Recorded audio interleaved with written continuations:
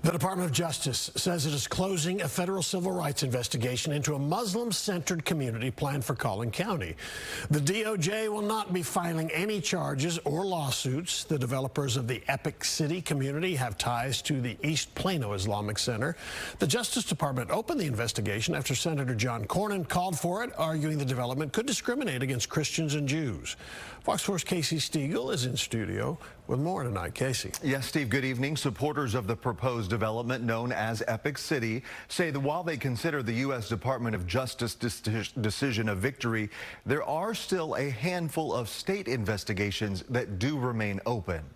Marketing material for Epic City conveys the vision: more than 1,000 homes, apartments, sports fields, a school, and a mosque spread out right here across more than 400 acres in Collin and Hunt County. There has been nothing but good intentions of these people concerning the development since day one. From day one, it's been controversial. Those opposed accuse development group Community Capital Partners of religious discrimination against non-Muslim Texans because it's a Muslim-centric community. The idea that we have to wade through this many investigations, spend this much on lawyers, and spend this much time and angst going through it is shocking and disappointing to me. A June 13th letter from the DOJ Civil Rights Division says the department is, quote, closing its investigation. An investigation opened at the request of Republican Senator John Cornyn, alleging it violated a number of laws like the Fair Housing Act.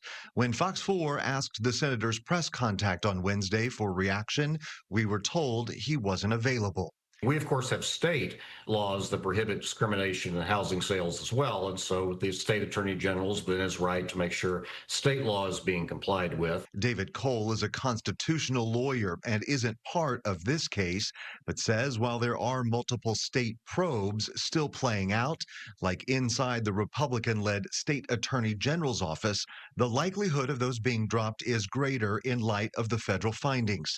Our request to Attorney General Paxton's office for reaction also went unanswered.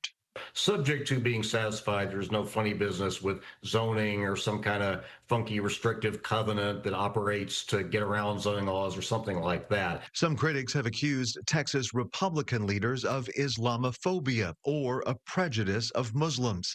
In a statement online, the Council on American Islamic Relations, or CAIR, celebrated the DOJ findings, saying in part, elected officials should respect the Constitution and serve all state residents instead of abusing their authority to discriminate against Muslims.